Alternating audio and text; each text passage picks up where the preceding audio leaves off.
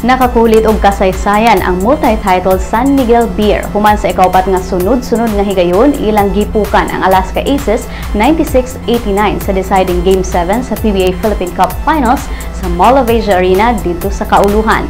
Sa kadaugan nga maoy naghatag sa Beermen sa ilang ika-22 nga titulo, maoy unang team sa kasaysayan sa PBA nga nakabangon og milangkat sa kampyonato human mabiyai 0-3 sa final series.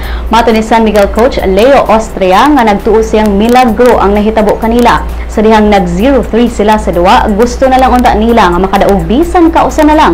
Apan sa dihang nakadaog na, naningkamot sila makadaog na sad sa ikaduhang higayon. Dayon ikatulo og hangtod nga nagkampiyon sila sa maong torneo. Pero ning naglabaw ang Beermen nga gani nakaposte gilayon kini og 10 points nga labaw sa tunga-tungang bahin sa second quarter. Apan ang Aces sa kalit ngilang ni Paulbo og rally aron pa kubsan ang maong bintaha 38-43 sa pagkatapo sa first half.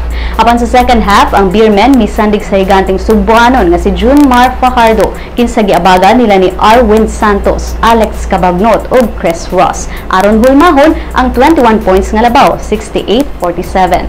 Apan ang Alaska wala gikadintaha sa sunod-sunod nga interception ni Chris Banchero ug ingon man ang mga power play ni Calvin Abueva nga maoy naghatag og hudlat sa Beermen kansang labaw-labaw na tapwas sa 5 puntos.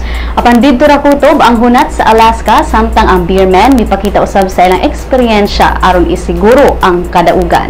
Si Ross nga maoy 21 points sa maong duwa, labi na ang mga crucial shots niini maoy nahimong MVP sa finals.